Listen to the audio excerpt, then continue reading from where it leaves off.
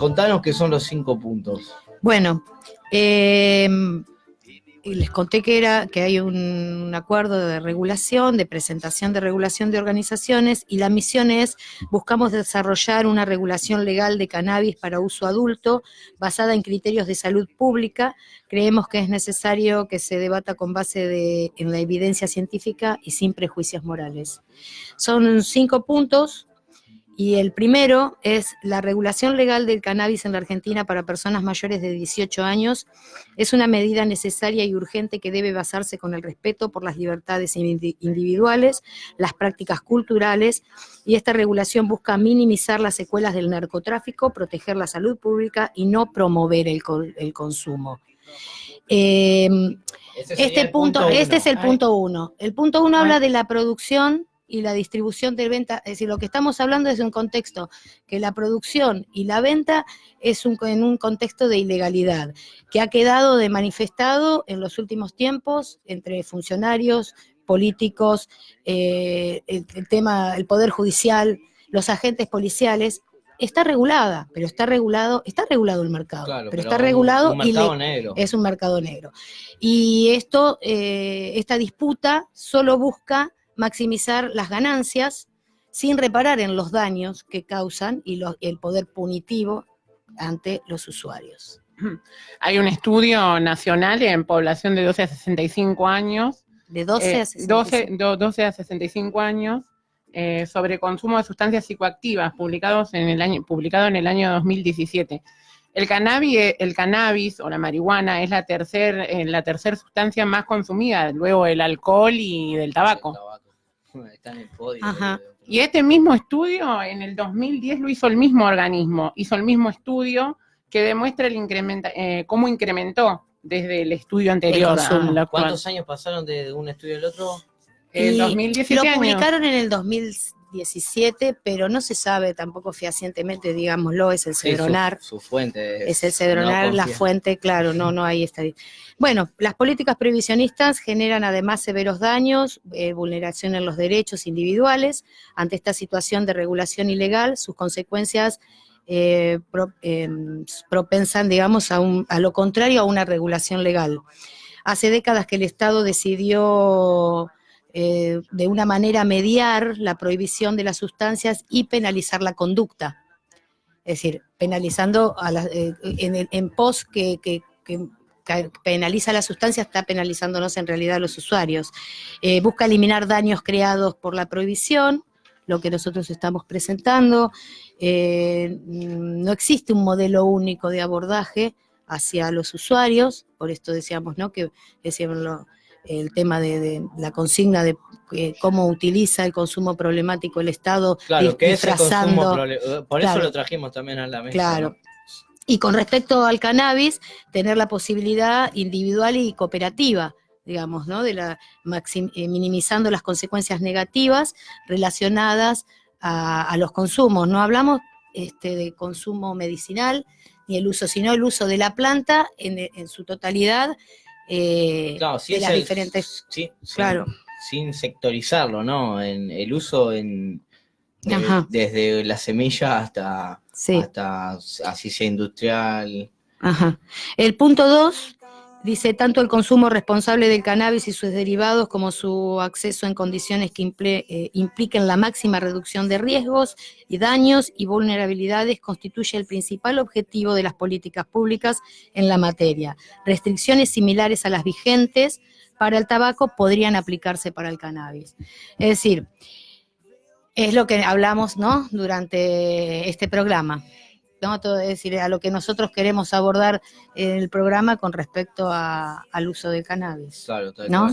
Y claramente el supuesto objetivo de la ley 23.737 que se proponía en cuanto a la protección de la salud, solo incrementó el consumo de drogas ilegales y generó producto a la desinformación problemas inevitables. La mezcla de sustancias, odificación segura, la criminalización a los consumidores es un obstáculo en el abordaje sanitario.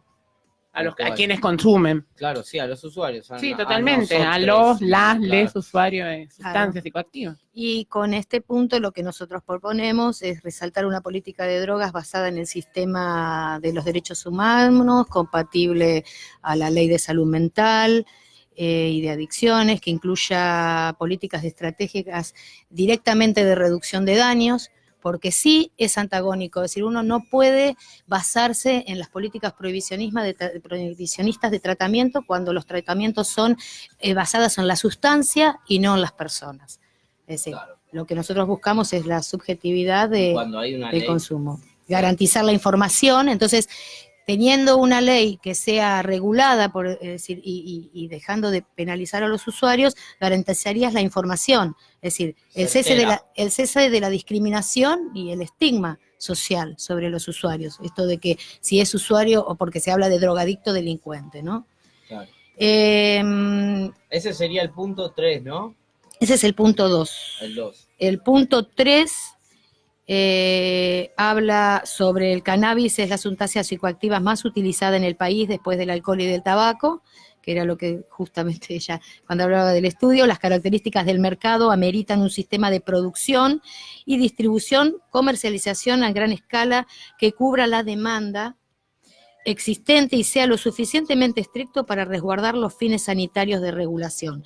Este punto algún día lo vamos a profundizar, que no es nuestro fuerte, ni tenemos compañeros, es decir, sí, tenemos compañeros asesores, en realidad al ser usuarios nunca nos pondríamos a pensar la cantidad de plata que se maneja alrededor de esta, que estábamos hablando en el punto 2 con respecto al mercado, ¿no? Ese estudio de los mercados habla, y ese estudio que hablaba de la compañera de 12 a 65 años sobre el consumo de sustancias psicoactivas, que identifica a 1.000.000, escuchen bien, 1.482.000, 165 consumidores de cannabis y con un margen de una prevalencia del 7,8 del uso anual desde el 2006. Bueno, son todos números que a ellos vagan en un universo que muy bajan, grande, claro, ¿no? y que no dicen los números reales, pero nuestros compañeros que sí se dedican, en este momento no puedo acordarme a la compañera que hizo la presentación de este punto, habla de 200 millones de dólares anuales manejan en el mercado,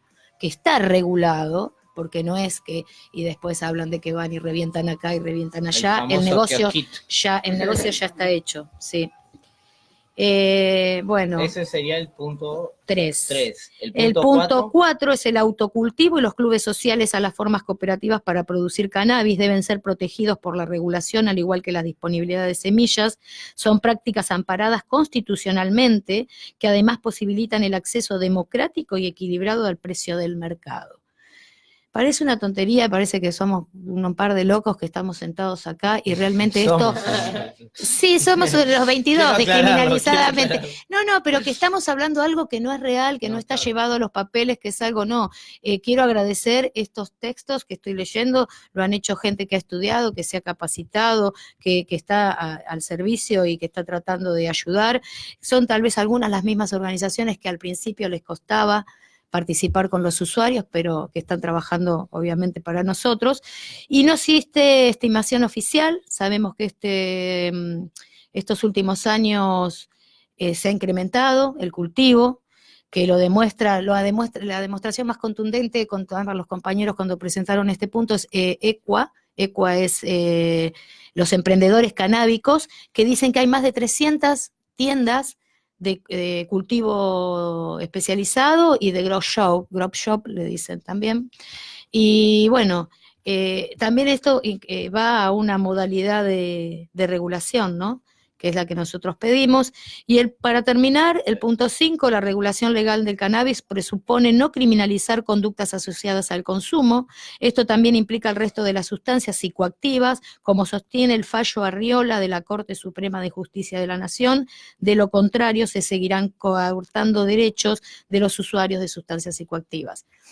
El fallo Arriola habla que es inconstitucional.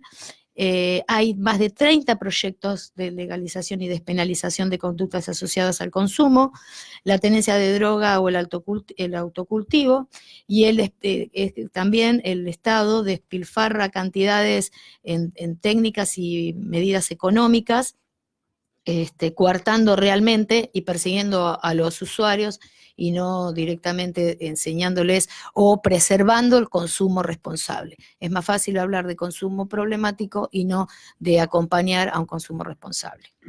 Muy bien. Bueno, así que quedaron presentados los que fueron los 5 puntos que se presentaron en y que acuerda la RADAO bueno, que forman parte de, sí. de este acuerdo. Son 26, 28 organizaciones.